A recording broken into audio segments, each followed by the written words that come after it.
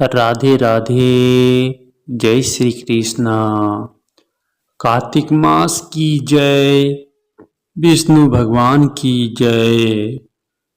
आप सभी को कार्तिक मास महात्म्य कथा अध्याय 7 में स्वागत है। आप सभी का हार्दिक अभिनंदन है।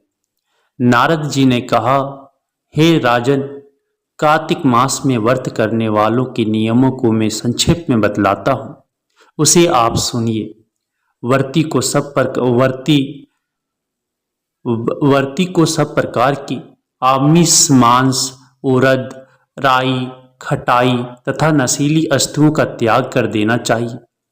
वर्ती को दूसरे का अन्न ग्रहण नहीं करना चाहिए, किसी से द्वेष नहीं करना चाहिए और तीर्थ के अतिरिक्त अन्य कोई यात्रा नहीं करनी चाहिए। देवता, वेद, ब्राह्मण, गाय, वर्ती, नारी, राजा तथा गुरुजनों की निंदा भी नहीं करनी चाहिए। वर्ती को दाल, तिल, पकावन और दान किया हुआ भोजन ग्रहण नहीं करना चाहिए। किसी की चुगली या निंदा भी नहीं करनी चाहिए। किसी भी जीव का मांस नहीं छूना चाहिए। पान, कथा, चूना, नींबू, मसूर, बासी तथा झूठे अन्न का भी प्रयोग नहीं करना चाहिए।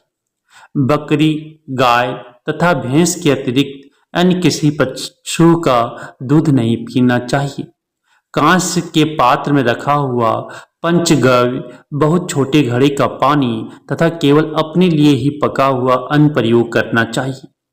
कार्तिक माह का व्रत करने वाले मनुष्य को सदैव ब्रह्मचर्य का पालन करना चाहिए।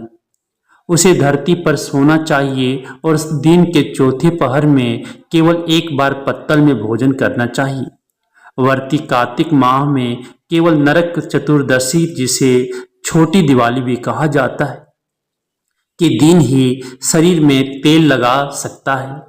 कार्तिक माह में व्रत करने वाले मनुष्य को सिंघाड़ा, प्याज, मट्ठा, गाजर, मूली, काशी फल, लौकी, तरबूज, इन वस्तुओं का प्रयोग बिल्कुल नहीं करना चाहिए। रजस्वला, चंडाल, पापी, मलेच्छ, पतित, व्रतहीन, ब्राह्मण द्रोही और नास्तिकों से बातचीत नहीं करनी चाहिए। भगवान विष्णु को खुश करने के लिए अपनी शक्ति के अनुसार चंद्रयान आदि का व्रत करना चाहिए और उपर्युक्त नियमों का पालन करना चाहिए। वर्ती को प्रतिपदा को कुम्हड़ा, द्वितीय को कटहल, तृतीय को तरुणी स्त्री, चतुर्थी को मूली, पंचमी को बेल, षष्ठी को तरबूज, सप्तमी को आंवला, अष्टमी को नारियल, नौवीं को मूली, दसवीं को लौकी, एकादशी को परवल, द्वादशी को बेर, त्रयोदशी को मट्ठा, चतुर्दशी को गाजर तथा पूर्णिमा को साग का प्रयोग नहीं करना चाहिए। रविवार को आंवला का प्रयोग नहीं करना चाहिए।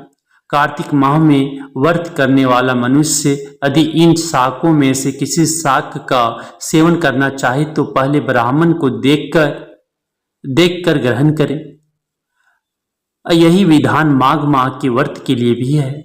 देव उठानी एकादशी में पहले कही गई विधि के अनुसार नृत्य, जागरण, गायन वादन आदि करना चाहिए। इसको विधि पूर्वक करने वाले मनुष्य को देखकर अमृत ऐसे भाग जाते हैं जैसे सिंह की गर्जना से हाथी भाग जाते हैं। कार्तिक माह का व्रत सभी व्रतों में श्रेष्ठ है। इसके अतिरिक्त जितने भी व्रत यज्ञ है वह 1000 की संख्या में किए जाने पर भी इसकी तुलना नहीं कर सकते, क्योंकि यज्ञ करने वाले मनुष्य को सीधा वैकुंठ की प्राप्ति होती है। जिस प्रकार राजा की रक्षा उसके अंग रक्षक करते हैं, उसी प्रकार कार्तिक माह का व्रत करने वाले की रक्षा भगवान विष्णु की आज्ञा से इंद्र आदि देवता करते हैं। व्रती मनुष्य जहां कहीं भी रहता है वहीं पर उसकी पूजा होती है, उसका यश फैलता है। उसके निवास स्थान पर भूत, पिशाच आदि कोई भी नहीं रह पाती। विधि पूर्वक कार्तिक माह का व्रत करने वाले मनुष्यों के पुण्यों का वर्णन करने में ब्रह्मा जी भी असमर्थ हैं। यह व्रत सभी पापों को नष्ट करने वाला, पुत्र पौत्र प्रदान करने वाला और धन्य धान्य की वृद्धि करने वाला है।